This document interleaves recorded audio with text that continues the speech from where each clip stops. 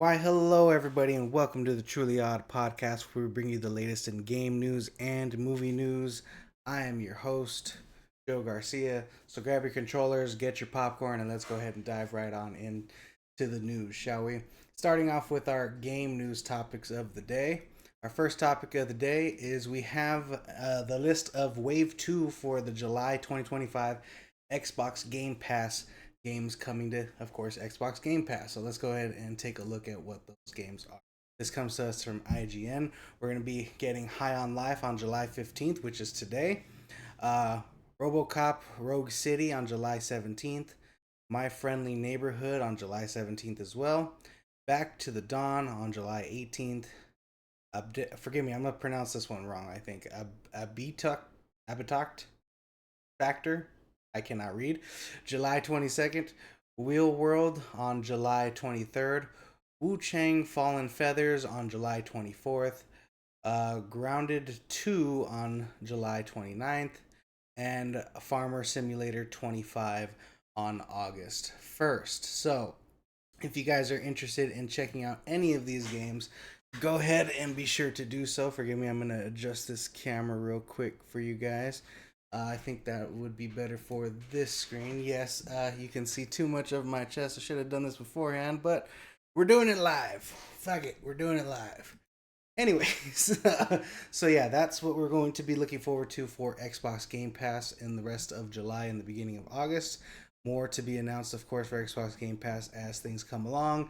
And of course, things will eventually, games will eventually leave, so we'll keep that informed on you guys as we move along. That being said, speaking of games no longer being available, it looks like we have a John Wick game that's going to be removed from sale.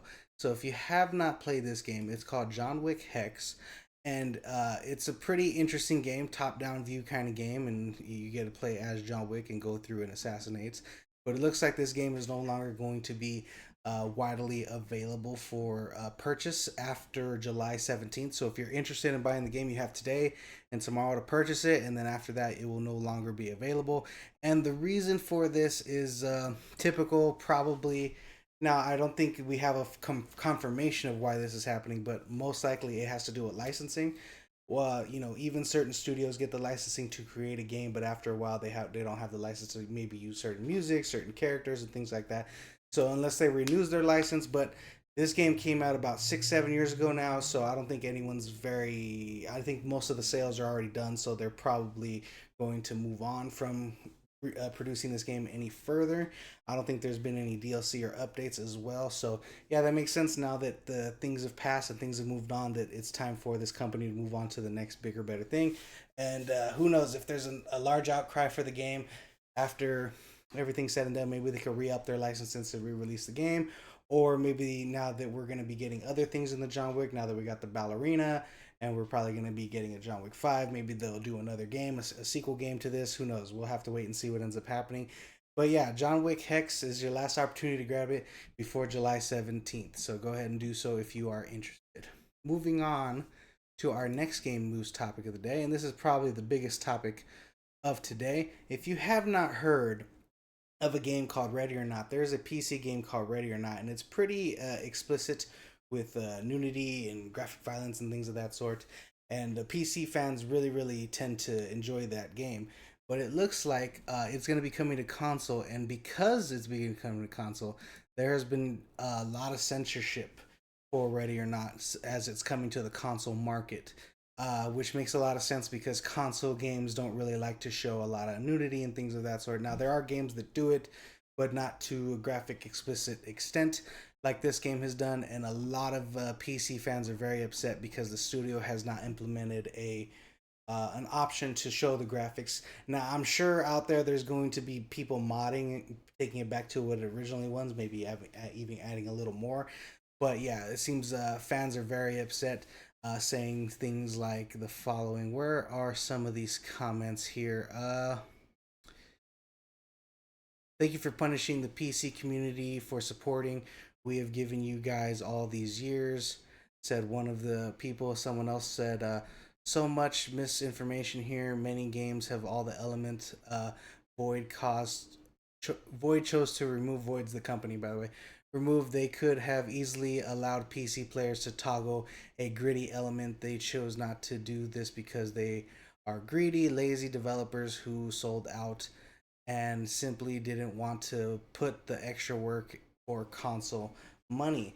Now, of course, these people are talking out because they're upset and stuff like that. But there's a form to it. But I want to show you guys some of the changes that they made with a lot of this. So here's some before and afters. So for example, this lady sprung out, and you could tell there seems to be some drug usage here, and this is a child, or this is child's dead, but now they have her posed in a more appropriate pose.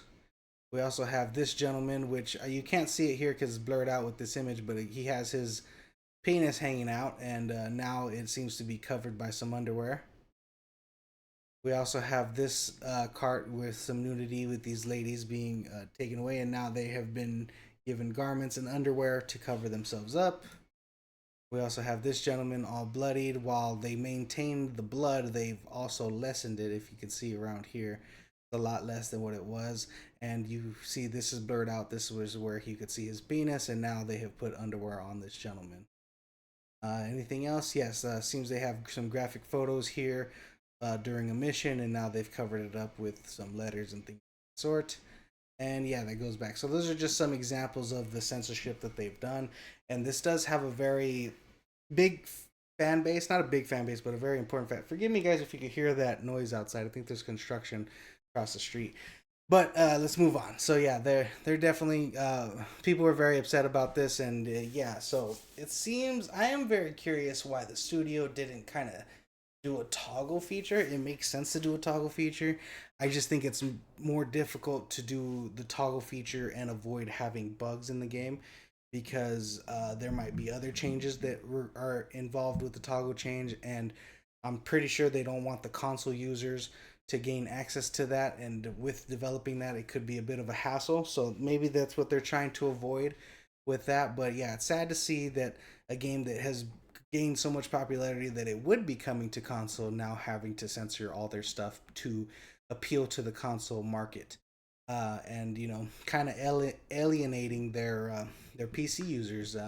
So we'll see what ends up happening here. I'm sure maybe they will eventually do a toggle feature, or they're probably going to ignore users and just do what they need to do because they're interested in making money, and they probably already made the money they're going to make on PC for the most part. So now it's time to get the money from the console users. So yeah, let me know what you guys think. Is this sad news? Do you even care about censorship like this? Let me know what you guys think in the comments down below. Moving on to our next movie news, game news. Sorry, game news topic of the day. It looks like this is a rumor, mind you, because okay. I don't know if you guys have seen this, but a lot of people pull ideas from job postings and from other minute things that they see online and things like that. So this is going to be under the rumor mill. It is rumored that there is going to be a second Indiana Jones games in development. Uh, but it's hard to say if that's for sure. These people are getting this from a job posting. Where is that information here? Forgive me, guys. Right here. New job listing as zine marks may include Indiana Jones Critical Circle sequel. Already development job ad is looking for a senior concept artist and integration. Blah blah blah blah blah blah blah. Anyways, that being said, that's what they got, and that's how they pulled the information that there might be an Indiana Jones sequel.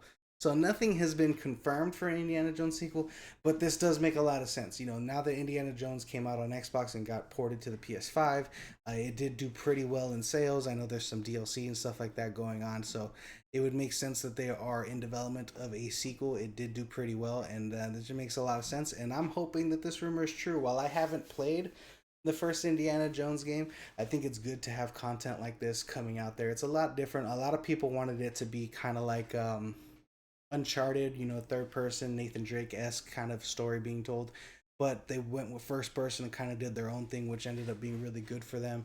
And the voice actor that they got to play Harrison Ford's character does a phenomenal impression of Harrison Ford. He also did Joel from The Last of Us, so he's a great actor. So it'd be nice to see him come back and reprise his role as the gaming version of Indiana Jones. But let me know what you guys think. Are you hoping this rumor is true, or are you kind of over the Indiana Jones and you're not very interested. Let me know what you guys think. Moving on to our final game news topic of the day, and this is again under the rumor mill. But this seems to be a more realistic rumor, especially after something we talked about last week. Now, last week it was rumored that Fallout was working on multiple, or that Bethesda was working on multiple Fallout games, and it seems like this week that it is rumored that Fallout 5 has been greenlit. Now, I want to mind you guys, if the game has been in development for this long, it's been greenlit for a while, but it seems that there's some more interesting things going on as far as what's happening behind the scenes at Bethesda, because they just recently canceled, with all the layoffs and stuff from Microsoft. They recently canceled the project Blackbird, which was going to be a new MMO type game where they were bringing in a new IP and trying to start something new. But I think Microsoft wants them to fall back to the Fallout franchise because it's guaranteed sales and things of that sort. So we'll just have to see what ends up happening there. It's kind of sad to see them kind of just throw the Project Blackbird MMO away and just start over from scratch with a new Fallout game. But I think it's something that they're going to be able to do no problem. I think it'll turn out being really well, and I hope this is true. I'm very surprised it's taken them this long to go past Fallout 76. It's been quite some time since we had a Fallout game with the show and with everything going on, the popularity of it. It makes sense for them to make another Fallout game or even do remakes, which I'm hoping they're doing of, excuse me, Fallout 3 and Fallout New Vegas. So hopefully that is the case there. But let me know what you guys think. Are you hoping that this rumor is true that Fallout 5 has been greenlit? And are you hoping they're a little further along than just the greenlit aspect? I really hope they are, because if it's just greenlit, that means we're still about 3-4 years away from a Fallout 5 game. And I was hoping to get it in at least the end of 2026, but we'll see what ends up happening. Let me know what you guys think. And that does it for our game news topic of the day. Moving on to our movie news topics here. Forgive me, guys. I do not have everything open like I should because my computer is being a bit of a bitch. But the first thing I wanted to talk about when it came to movie news was we're in the middle of 2025, and I talked about what I felt were the best movies of 2025 so far. But what I didn't go over was what I'm most anticipated for 2025. And I'm very curious what movies you guys are anticipating for 2025. So go ahead in the comments down below and let me know what your top 5 or 10 most anticipated movies are for the rest of the year. For me currently, my top 10 movies in order right now are as follows.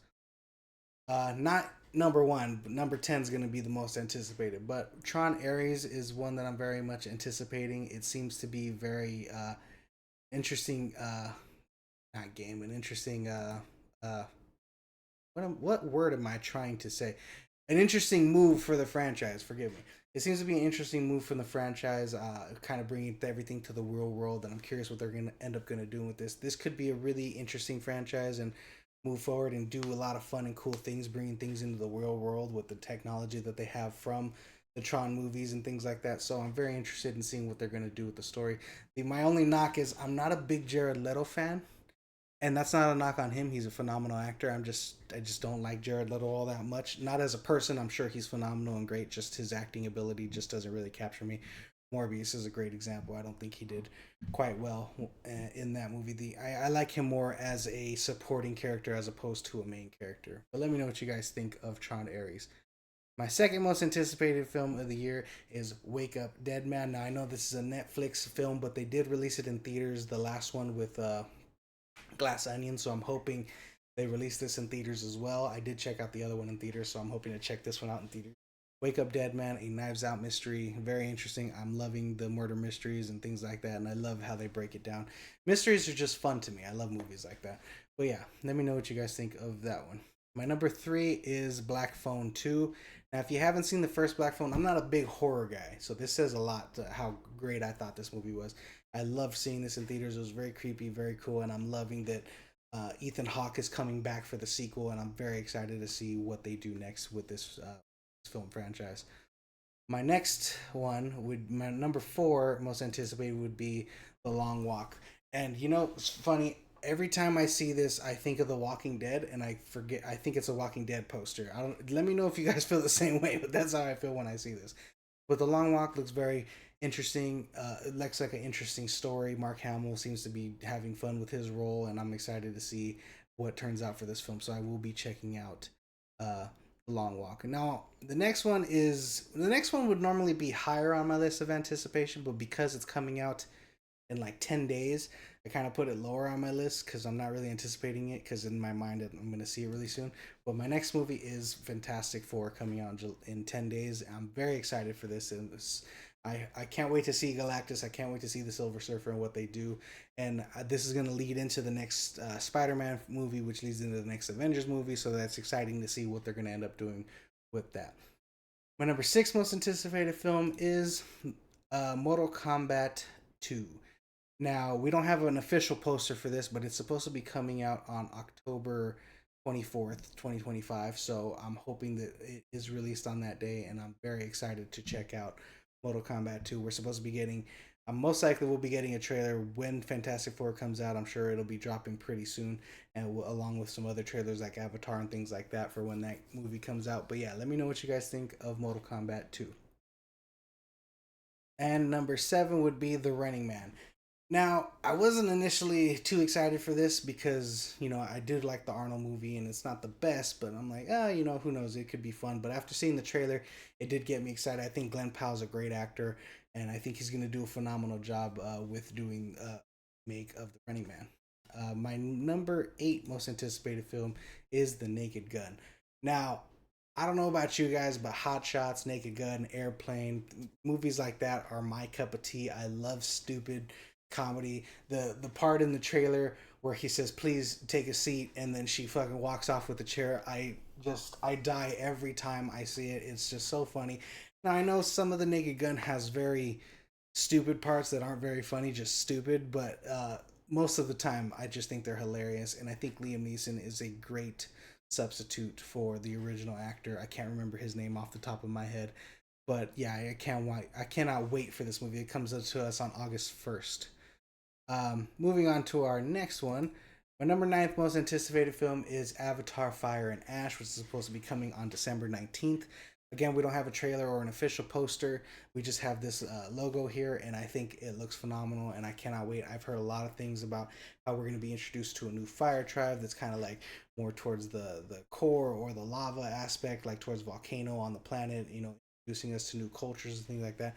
I think these Navi are supposed to be a little reddish, kind of trying to show like interracial problems with the blue people and the red people. It's going to be very interesting what they do, and I'm very excited to check it out. And you can't knock James Cameron. James Cameron just does phenomenal work, and I love this franchise so far, and I cannot wait to see. And this might surprise you guys, but my most anticipated film for the rest of this year is Predator Badlands. Now, I'm a huge Predator fan. I love Predator 1. It's one of the best sci fi movies ever made, and action sci fi movies ever made, in my opinion, along with Alien 2, Aliens, or. But also, I do like Predator 2, even though it's not as good as the first one.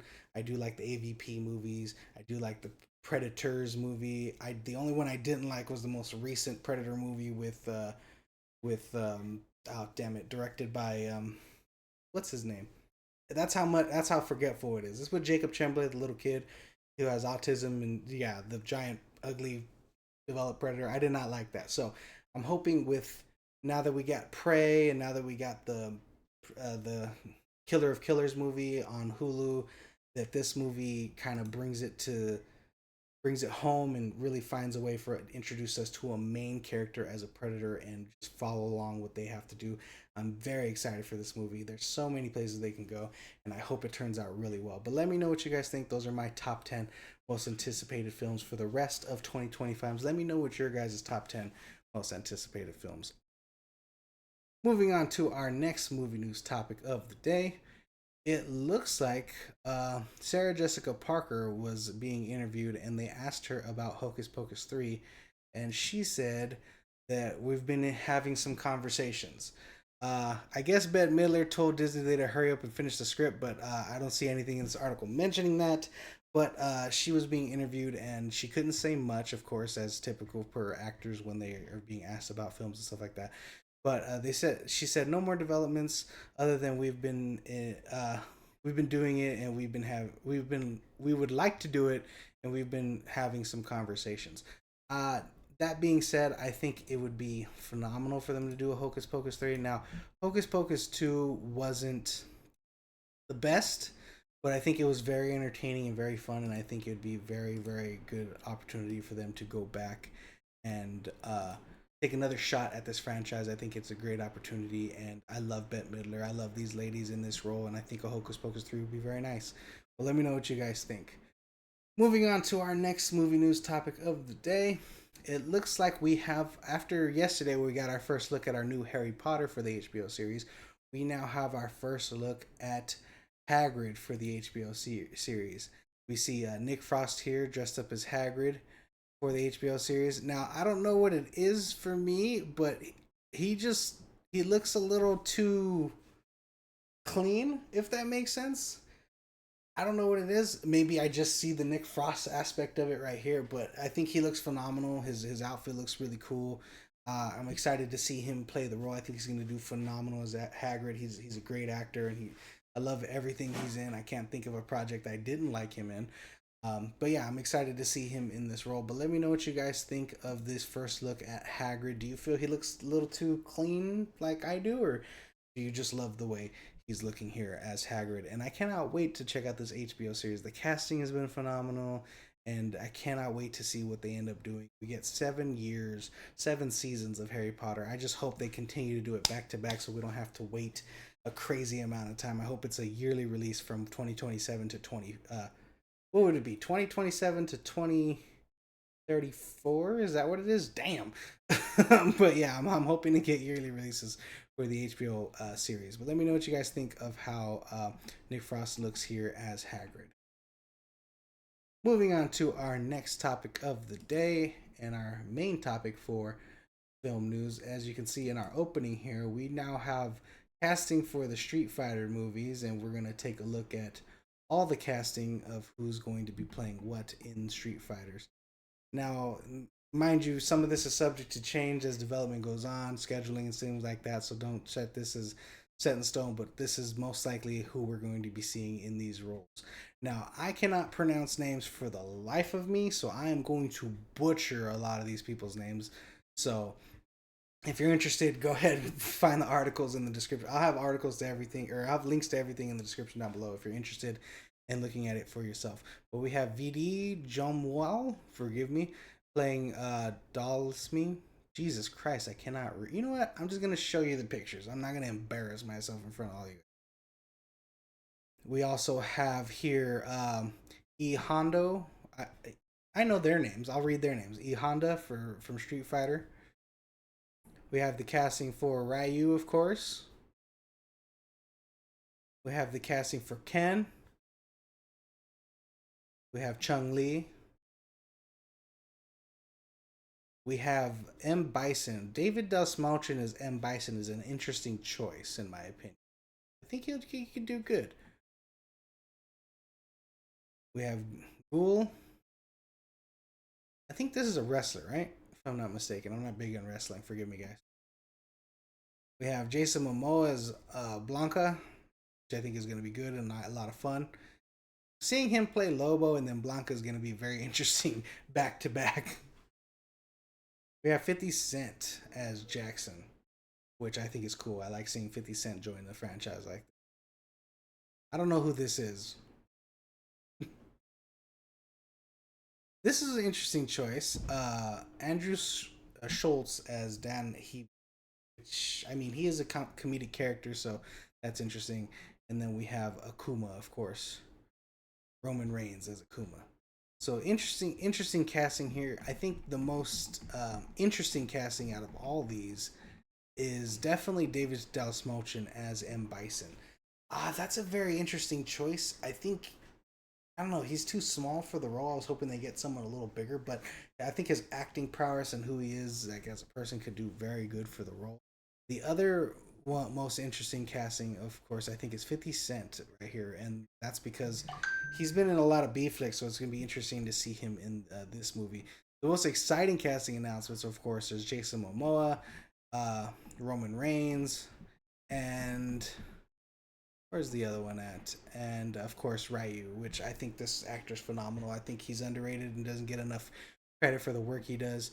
I'm interested in checking out this movie. The casting just seems phenomenal, and I cannot wait to check this film out. But let me know what you guys think of this casting. Or does it excite you? Are you interested in seeing anything further with this movie? Let me know what you.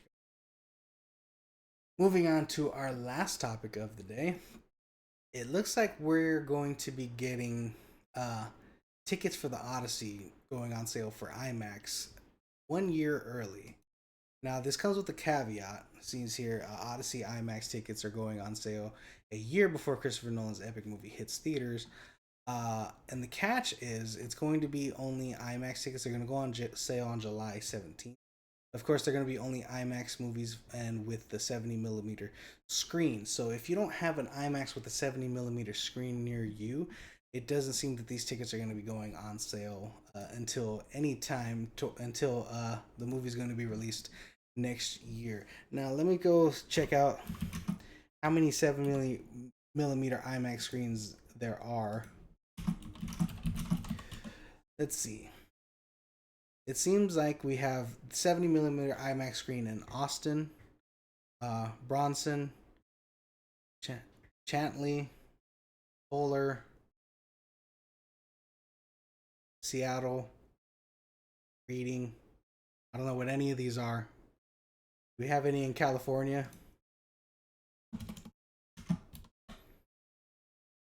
Let's see.